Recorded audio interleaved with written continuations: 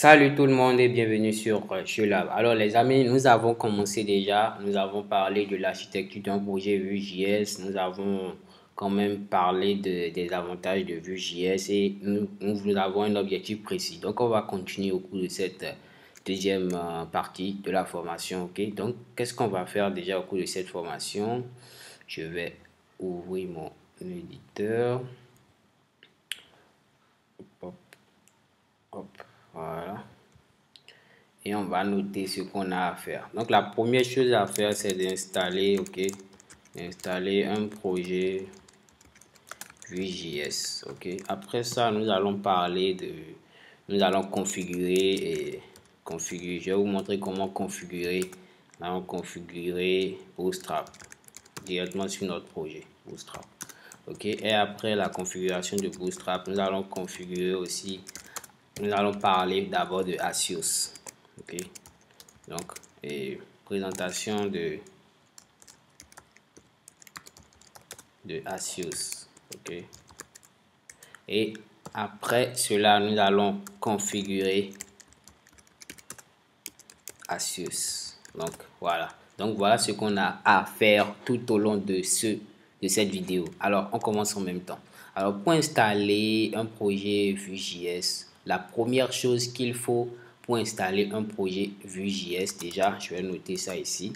Il faut avoir le Vue CLI, c'est-à-dire que quand on vient au niveau de votre invite de commande comme ça, on tape Vue comme ça, ok. La commande Vue doit être exécutable, ça ne doit pas mettre commode not found, ok. Et pour le faire, c'est tellement simple, il faut aller au niveau de la doc. Donc moi je suis sur la doc ici, clique sur Get Started, je viens sur installation, je défile et vous voyez ici la commande c'est npm install Vue, ok. Donc vous devez d'abord installer celui-là, ok. Après celui-là maintenant, ok, je vais vous montrer rapidement. Donc après celui-là, vous devez d'abord à la base, vous devez avoir npm sur votre machine, c'est-à-dire que tapez npm doit être exécutable sur votre machine. Donc vous voyez quand je tape npm, la commande est exécutée normalement. Il ne met pas la commande not found, c'est-à-dire qu'il reconnaît cette commande là. Donc vous devez avoir npm sur votre machine et après taper la commande npm install Vue pour avoir Vue sur votre machine et le tour est joué. Ok, maintenant une fois que vous installez ces deux commandes là, donc je vais mettre ça directement ici. On doit avoir, première chose à avoir, c'est npm installé sur notre machine. Après on doit avoir le Vue CLI installé sur notre machine, ok. Maintenant après cela, on peut maintenant uploader, on peut télécharger le projet Vue.js. Alors comment télécharger le projet Vue.js? Je vais vous montrer ici. Ici pour télécharger le projet Vue.js, déjà vous pouvez taper cette commande là, ok. Cette commande là est Vue init et webpack Vue app 01. Bon bref, ce qui est ici, il faut noter que là c'est le nom ok, c'est le nom de notre projet. Donc c'est le nom du dossier qui sera uploadé, nom du projet, ok. Maintenant après cela, Vue init webpack. Bon, on va aller et je vais vous expliquer. Comme vous le voyez ici, ils ont dit we are telling Vue to init a new project and use the webpack template, ok. Donc c'est pour utiliser le template webpack qu'on utilise, on ajoute cette option là webpack, ok. Donc si vous ne voulez pas utiliser le template webpack, il suffit seulement de taper toute cette commande là, ok. Je vais vous montrer.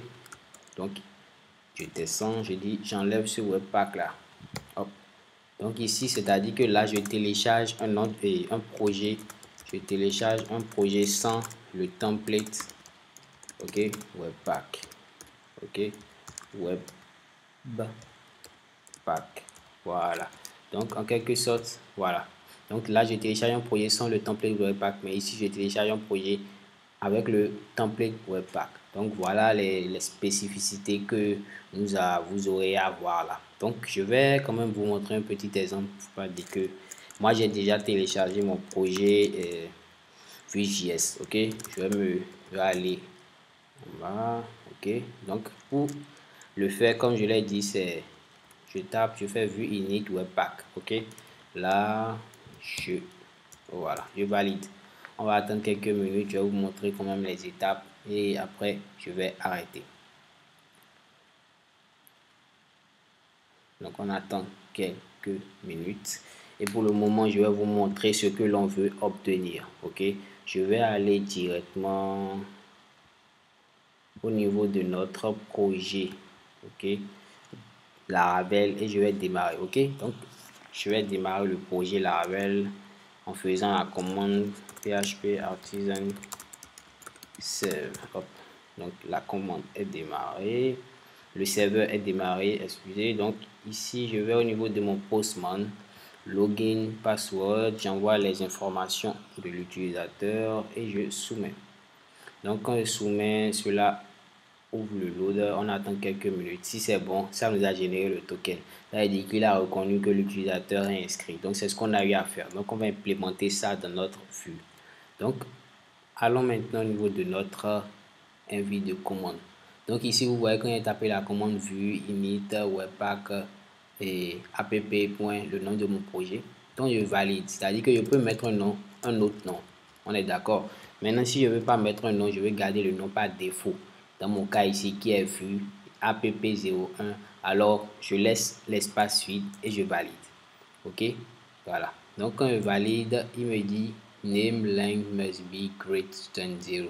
Bon, là maintenant on sera obligé de mettre vue app01. Voilà. Donc il demande la description. Vous mettez une description, ce que vous voulez.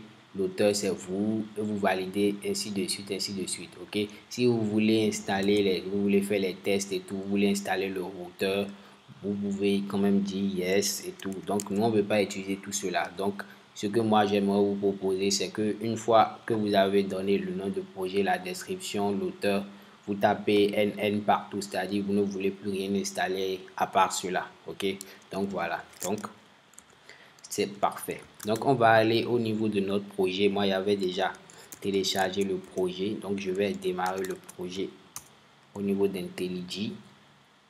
Non, excusez, au niveau de Visual Studio Code. Donc on attend quelques minutes pour que cela démarre. Ok, voilà. Donc c'est bon. Maintenant, une fois que je me suis rendu, mon projet est ouvert au niveau de mon éditeur de code. Je peux maintenant démarrer le projet. Donc la commande pour démarrer un projet Vue.js est la commande npm run dev. Ok. Donc je valide cette commande et on attend quelques minutes qu'il nous démarre le serveur de développement.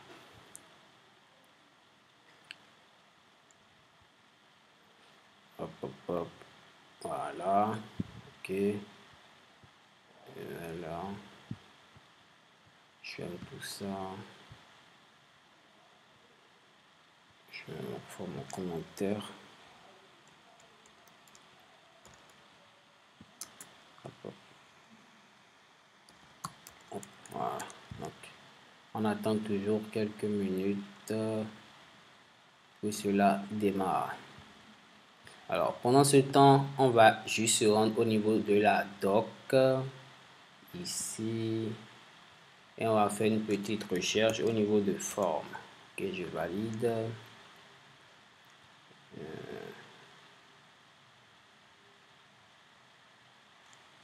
Forme. Là, il ne me renvoie rien d'intéressant. On va aller juste au niveau de... Bref, je vais vous montrer en quelque sorte comment démarrer, comment initialiser les vues et tout, mais j'arrive pas à trouver cela ici. Bon, c'est pas grave, on va faire avec. Donc le temps que notre projet part, on va quand même évoluer au niveau on va parler de l'architecture. Ok, donc comme je vous avais dit, un projet Vue.js est composé de plusieurs dossiers et de sous-dossiers. Ok, donc le fichier node module comporte en quelque sorte les paquets qu'on aura à installer. Build, c'est pour avoir, comment dire, pour pouvoir builder notre application au niveau de, c'est pour, en quelque sorte, c'est pour builder notre application, ok. Après cela, on a les configs qui comportent les configurations de manière globale, donc vous n'aurez pas à toucher à ce dossier-là. On a le fichier SRC, c'est là que vous allez passer en clair la plupart de votre temps parce que vous aurez à créer des components. Tu vas venir sur ce qu'on appelle un component. Vous aurez à initialiser des components au niveau de votre flux et le fichier main.js qui comporte en quelque sorte les configurations globales. Ok, si vous voulez installer Axios de manière globale, vous le déclarez ici, c'est-à-dire qu'il sera utilisable partout au niveau de votre application. Si vous voulez installer d'autres trucs comme moi j'ai installé ici Bootstrap, vous aurez aussi à utiliser le fichier main.js. Ok les amis, on attend toujours que cela démarre.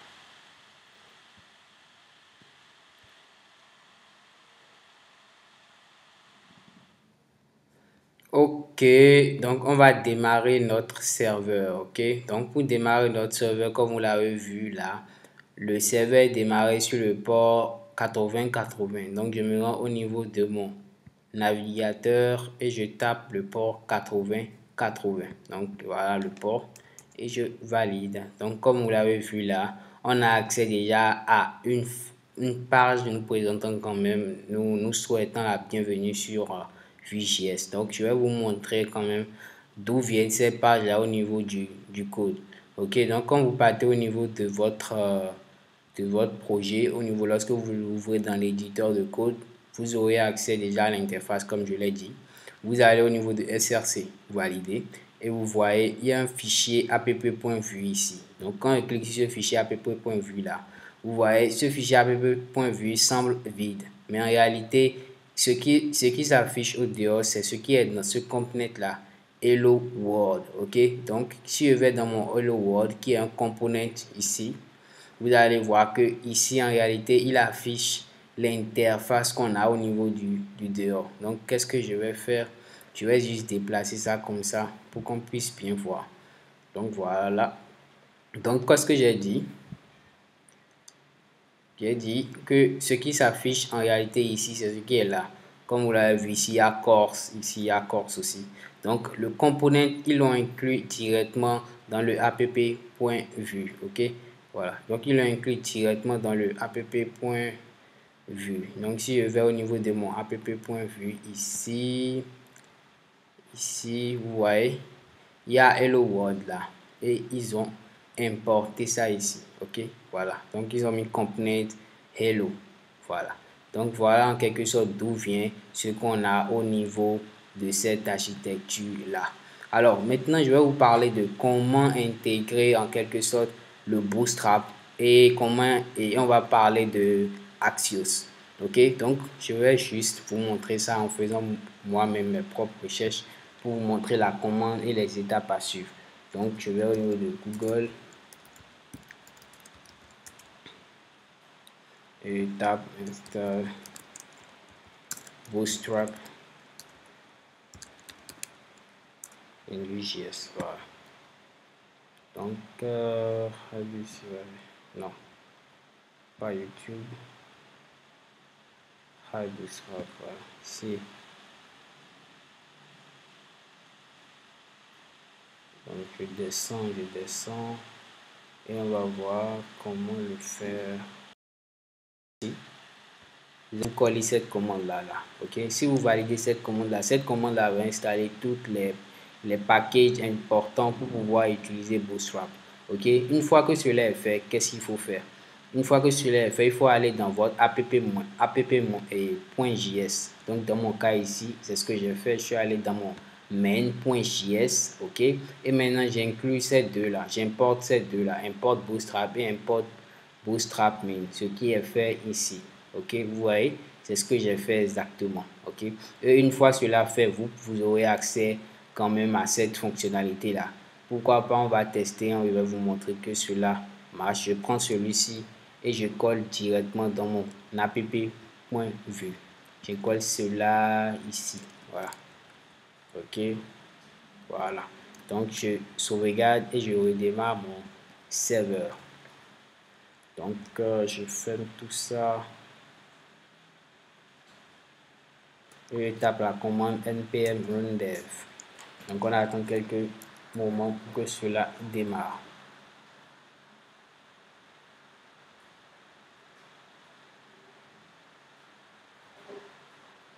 Ok.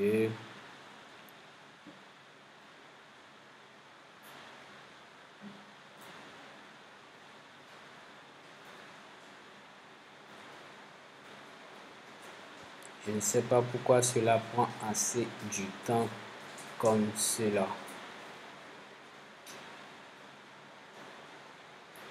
Ok, on va laisser cela d'abord et on va continuer quand même dans l'exploration de de ce qu'on veut faire.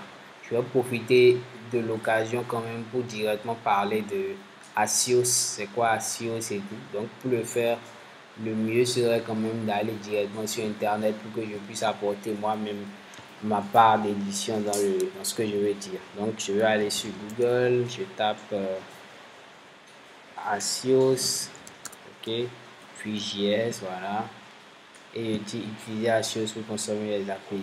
C'est quoi l'utilité d'Axios? Ok, donc je descends ici. Donc, travailler avec les erreurs. Bon, je ne trouve pas une explication assez détaillée d'ici. Bon, on va quitter là. Je vais juste taper utilité d'Axios. Parce que je peux vous le dire directement l'utilité d'Axios, mais je pouvais quand même me baser sur quelque chose d'assez clair que les gens ont utilisé.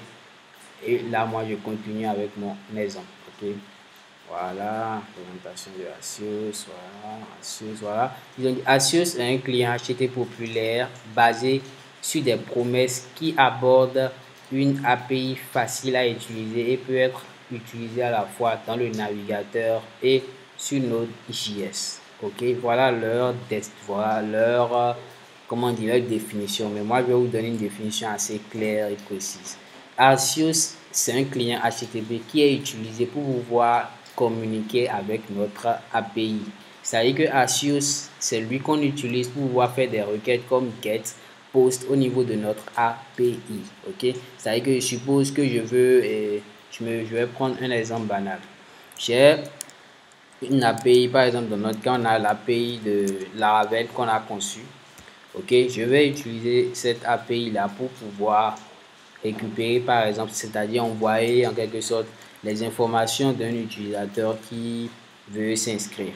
Ok, donc qu'est-ce que je fais?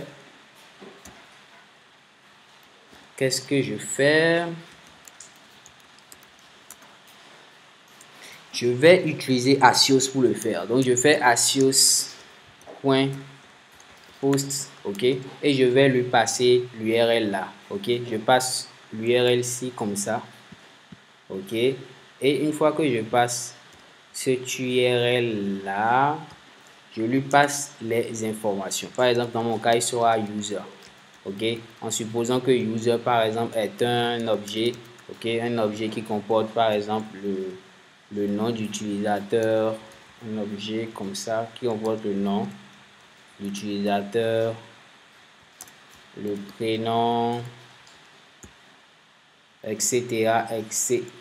Ok, donc une fois que je le passe comme ça, je peux utiliser maintenant des fonctions. Il y a la fonction den. Cette fonction den là nous permet de renvoyer si effectivement, si tout s'est bien passé, lui il renvoie en quelque sorte ses résultats. Ok, si tout ne s'est pas bien passé, ok, c'est à dire que si il y a une erreur, là on cache l'erreur, on récupère l'erreur dans le cache comme ça. Ok, comme ça, ainsi de suite, ainsi de suite. Donc, en quelque sorte, Axios permet de pouvoir communiquer directement avec l'API, lui permet d'envoyer des requêtes, lui permet de recevoir des informations. Ok, si c'était dans le cas de get, j'allais juste mettre ici axios.get, ok, ainsi de suite. Donc, en quelque sorte, c'est l'utilisation essentielle d'Axios qui nous permet de communiquer avec l'API, avec le back-end de notre application en quelque sorte. Ok, lui permet de récupérer lui permet d'envoyer des requêtes, de recevoir des informations, de traiter ces informations en cas comment dire, en cas de validité, en cas de validation correcte, et d'afficher des résultats, comment dire, les résultats des bugs s'il y a des bugs. Donc en quelque sorte, c'est l'utilisation d'Asiosa. Ok, donc les amis, parfait. On va continuer et je crois que c'est bon. Ça a démarré ici. Donc je vais au niveau de mon local et je valide. Voilà. Ok. Comme vous le voyez directement là, j'ai accès à quoi? J'ai accès au bouton dont je vous ai parlé. Mais j'ai remarqué qu'il y a deux. Je vais supprimer un. Je ne sais pas pourquoi il y a deux. C'est sûrement dans le Hello World qu'il y a encore un. Non, non, c'est pas là. Non, c'est pas là. Je vais élargir. Pas du tout. C'est dans le app.vue. Je vais enlever celui-ci. Je vais valider. On va voir. Voilà. Ok, voilà. J'ai enlevé le component Hello World. C'est dans le component Hello World qu'il y a comment dire, le code qui s'affichait avant. Donc j'ai enlevé. Ok, quand j'ai enlevé ça maintenant, j'ai utilisé, comme on était ici, je vous disais qu'on va utiliser le Bootstrap. Le Bootstrap, on va tester si le Bootstrap marchait et on a inclus ce bout de code là. Ce bout de code permet d'afficher ce qui est là, ici. Autant pour moi, ici, ok. Et là, maintenant, vous voyez, comme le Bootstrap est bien sorti, là, on a accès quand même à un truc plus designé et on peut fermer. Hop, vous voyez, voilà, ça, c'est le Bootstrap qui est installé. Alors, qu'est-ce que nous, on veut faire? Qu'est-ce qu'on veut faire? N'oublions pas l'objectif de base. L'objectif de base, c'est pouvoir inscrire un utilisateur, c'est-à-dire, je vais pouvoir inscrire un utilisateur, faire une connexion à un utilisateur. C'est-à-dire que je veux que l'utilisateur puisse se connecter, je récupère le token, je vais afficher si c'est bon, si c'est pas bon, ainsi de suite, ainsi de suite. Donc, c'est ce que l'on veut faire. Alors, pour le faire, déjà, on va créer un component. OK? Je vais me baser sur ce qui est déjà fait. Je vais appeler ce component, on va commencer par register. OK? Point vue. Donc, l'extension est très importante. Donc, qu'est-ce que cela prend? D'abord, il y a le template qui est la base. Hop. Mais il ne prend pas l'indentation automatique. Template, voilà, je ferme. Il y a le export. Default que je dois mettre ici. OK. Et je n'oublie pas de l'entourer de script. Script, voilà, voilà. Il est venu automatiquement de lui. Donc j'enlève celui-ci. Donc qu'est-ce qu'on veut faire? On veut quand même créer un formulaire pouvant permettre d'enregistrer un utilisateur. Alors un formulaire commence déjà par quoi? Un formulaire commence déjà par le form. Ok, le form qui est comme ce que vous voyez là. Mais je n'oublierai pas de mettre une div déjà à la base parce que il doit récupérer une div de base. Sans cela, sans cette div là, cela ne marchera pas. Ok, je mets ma div ici. Hop. Voilà. Après cela, je vais mettre, comme je l'ai dit, mon form.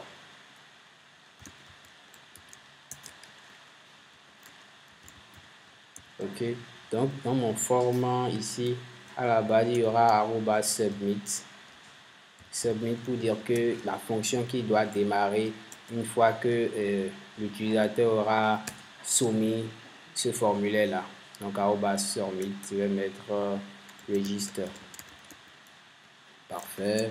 Donc la suite, c'est de créer maintenant le formulaire. Là, je ne vais pas me déranger, je vais juste prendre un bout de code et vous l'expliquer comment cela marche. Hop, hop, hop. Là, voilà. Je le mets dans mon registre ici. Hop. Donc, je vous explique un peu comment cela marche. Ici, on va mettre inscription. inscrivez-vous. Donc je mets inscription. Voilà, pas inscrivez-vous, c'est pas. Voilà. Donc ici pour se connecter, pour s'inscrire déjà à la base, il faut, je me rappelle, il faut le phone. Je sais pas pourquoi j'ai encore supprimé le phone. Il faut le phone. Je pense que c'est tout.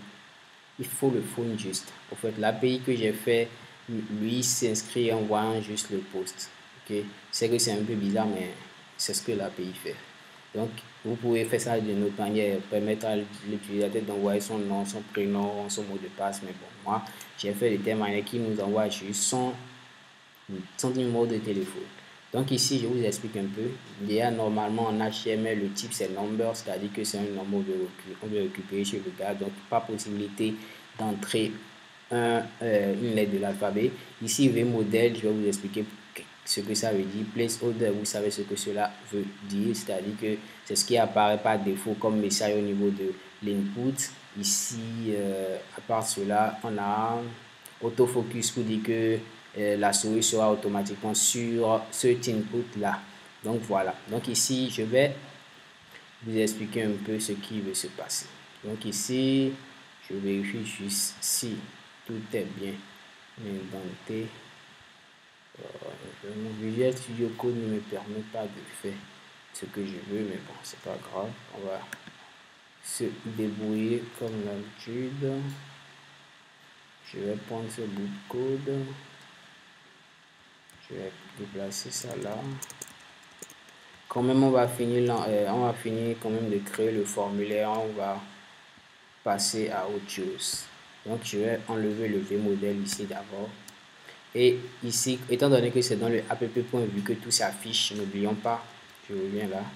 Donc, je vais importer mon component. Ok, donc je vais importer mon component et j'ai oublié de donner un nom à mon component qui est là. Donc, dans mon cas ici, comme nom à component, j'ai donné un nom ici, form. Donc, dans notre cas ici, on va donner comme nom register. Hop, register. Voilà. Donc, qu'est-ce qu'on fait? On va dans app.vue. On fait comme ça, copier, on colle et on remplace juste ici par ce qui est là, qui est register. Ok, et ici on va nommer ça register parce qu'il affiche déjà des erreurs et j'importe mon register ici. La convention voudrait qu'on mette grand R ici, donc je vais pas rompre avec la convention, donc c'est bon là. Donc ici je peux juste importer mes bails. Donc ici je colle là. J'ai pas bien fermé la div, voilà. Donc voilà, on enregistre, on voit si il a compilé correctement, s'il n'y a pas de bug. Donc tout est bien compilé, on va là et vous voyez, il affiche cela là. Donc on a un problème là. Je vais juste mettre ça dans le content pour que cela s'affiche bien. Voilà, ici ça va s'afficher correctement. Voilà, comme vous le voyez là, j'ai pas pu ouvrir. Voilà, c'est bon. Donc ici, on a quand même pu créer un formulaire qui permet de récupérer l'email. Donc parlons un peu de l'utilisation de user que j'avais mis, user.phone que j'avais mis. Je vais me baser toujours sur ce qu'il faut se baser pour le faire. Donc ici, je vais déclarer une fonction en Vue.js qui permet de récupérer en quelque sorte les informations. Donc ici, je fais un return user qui est un objet qui comporte le nom de l'utilisateur. Donc je vais mettre phone, je vais commencer par phone d'abord.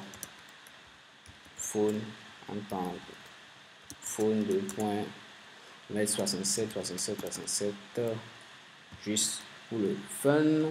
Je mets name si vous voulez, name. Je lave et on peut s'arrêter là. Hop, hop. Il y a une erreur. Autant pour moi, je me rappelle. Je vois. Il y a une erreur. Ok. Je ne sais pas pourquoi il y a une erreur. Oui, autant pour moi, j'ai oublié de mettre le tout dans le return ici. Hop, il y a un qui est trop. Et voici, tout est bon.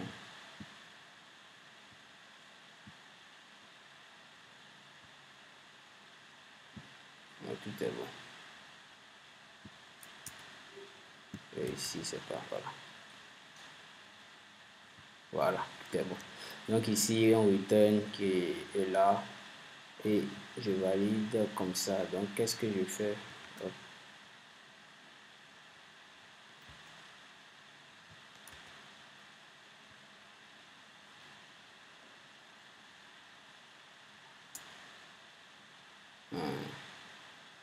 Quoi cette erreur là?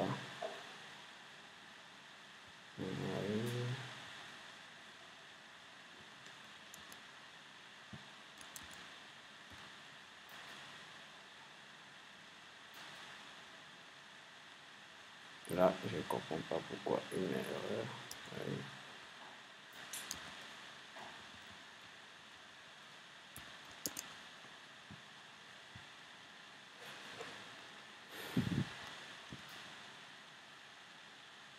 Là, je ne comprends pas. J'arrive, je vais voir.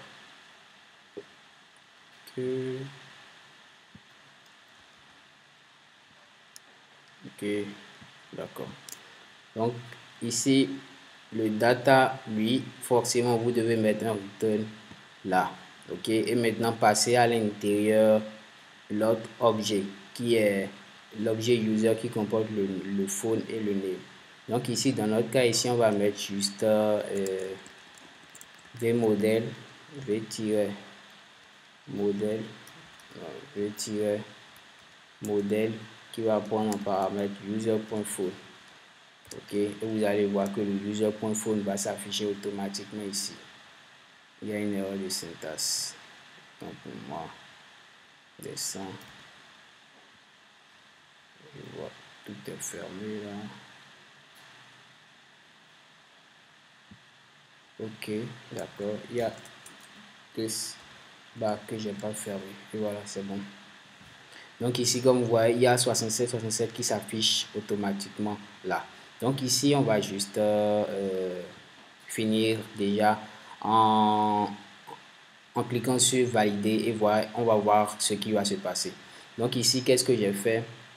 Je vous ai dit qu'au niveau de notre forme submit, on va créer une fonction register ici. Et cette fonction-là va nous afficher en quelque sorte l'utilisateur. On va faire un console log à l'intérieur. Et ce console log là va nous afficher ce que l'utilisateur a entré. Donc, comment le faire? Donc, comment le faire? Je vais déclarer ma méthode ici, méthode avec S. Hop. Et à l'intérieur, je vais mettre mon register et je vais faire juste un console.log de guise user. Hop. Toujours erreur de syntaxe. Autant pour moi. Je sais pas pourquoi à chaque fois il me dit ça. J'ai oublié juste de mettre le virgule, la virgule. Je pense que c'est bon.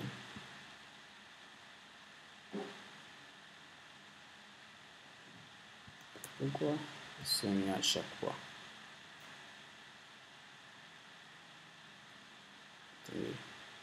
Je comprends vraiment pas cet éditeur. Souligne ce qui n'est pas faux et après il m'enlève. Bon, ok, donc il souligne encore. Attendez, je mets juste ma virgule. On ne va plus écouter l'éditeur. On est là. Donc ici, voilà, il ne met même pas d'erreur et l'autre met d'erreur.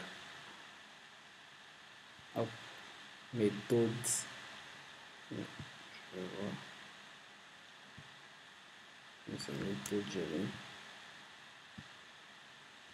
Hop. Il y a.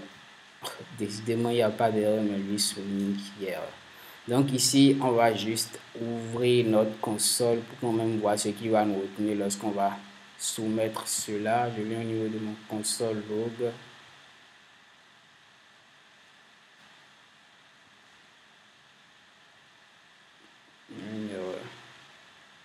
Il n'y a aucune erreur au niveau du tableau. Hop. Donc ici, je valide.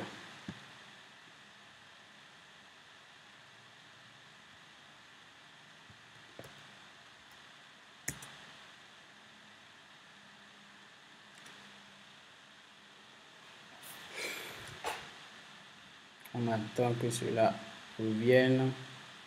On efface ça et on valide. On va voir ce qui va apparaître.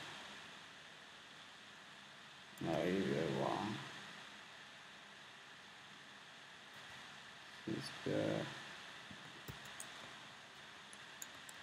Voilà, autant pour moi.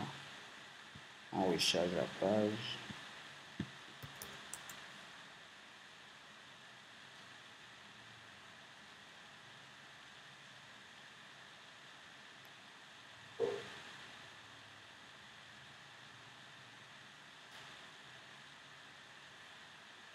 On valide.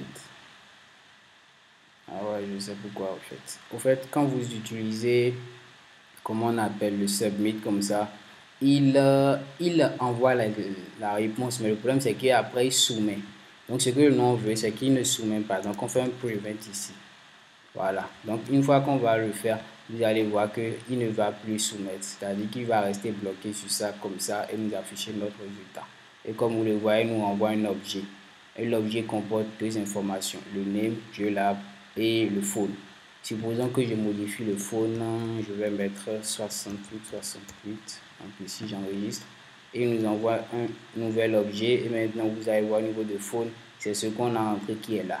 Donc voilà en quelque sorte à quoi sert quand même la soumission d'un formulaire avec Vue.js. Alors je suis à la fin de cette deuxième vidéo consacrée à la réalisation de notre front-end avec Vue.js. Au niveau de la troisième vidéo, nous allons quand même continuer et maintenant nous allons utiliser Axios pour communiquer directement avec notre backend. Merci de vous abonner et de me lâcher les pouces si vous avez aimé. Si vous avez des préoccupations, les amis, en commentaire. Ciao, ciao et à tout à l'heure.